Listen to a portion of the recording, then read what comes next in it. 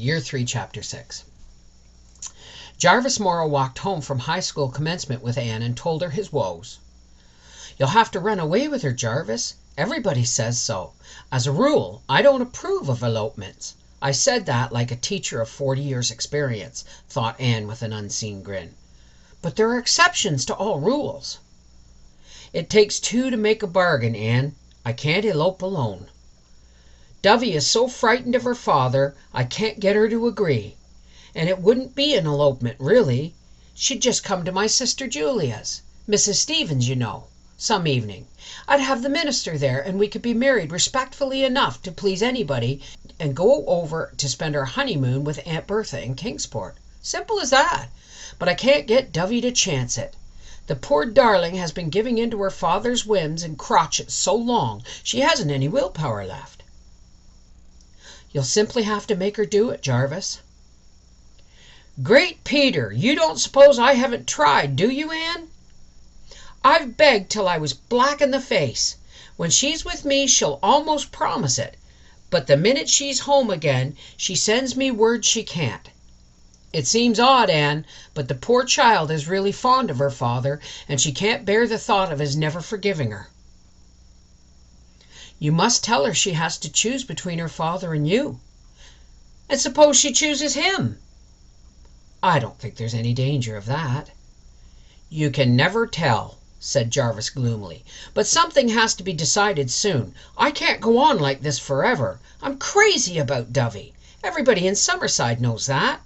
She's just like a little red rose just out of reach. I must reach her, Anne." "Poetry's a very good thing in its place, but it won't get you anywhere in this instance, Jarvis," Anne said coolly. "That sounds like a remark Rebecca Dew would make, but it's quite true.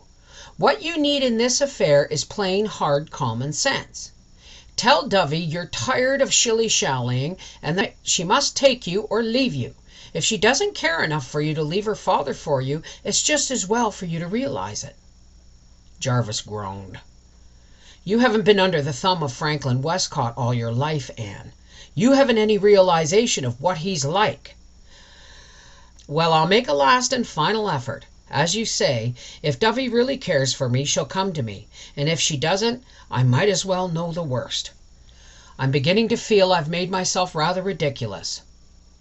If you're beginning to feel like that, thought Anne, Dovey would better watch out. Dovey herself slipped into Windy Poplars a few evenings later to consult Anne. "What shall I do, Anne? What can I do? Jarvis wants me to elope, practically. Father is to be in Charlottetown one night next week attending a Masonic banquet, and it would be a good chance. Aunt Maggie would never suspect. Jarvis wants me to go to Mrs. Stevens and be married there." "And why don't you, Dovey?" "Oh, Anne, do you really think I ought to?" Dovey lifted a sweet, coaxing face. "Please, please make up my mind for me. I'm just distracted." Dovey's voice broke on a tearful note. "Oh, Anne, you don't know Father. He just hates Jarvis. I can't imagine why, can you? How can anybody hate Jarvis? When he called on me the first time, Father forbade him the house and told him he'd set the dog on him if he ever came again. Our big bull. You know they never let go once they take hold, and he'll never forgive me if I run away with Jarvis." "You must choose between them, Dovey." "That's just what Jarvis said," wept Dovey. "Oh, he was so stern I never saw him like that before. And I can't live without him, Anne." "Then live with him, my dear girl, and don't call it eloping. Just coming into Summerside and being married among his friends isn't eloping." "Father will call it so," Dovey swallowing a sob. "But I'm going to take your advice, Anne. I'm sure you wouldn't advise me to take any step that was wrong. I'll tell Jarvis to go ahead and get the license, and I'll come to his sister's the night Father is in Charlottetown." Jarvis told Anne triumphantly that Dovey had yielded at last. "I'm to meet her at the end of the lane next Tuesday night. She won't have me go down the house for fear Aunt Maggie might see me. And we'll just step up to Julia's and be married in a brace of shakes. All my folks will be there, so it will make the poor darling quite comfortable. Franklin Westcott said I should never get his daughter. I'll show him he was mistaken."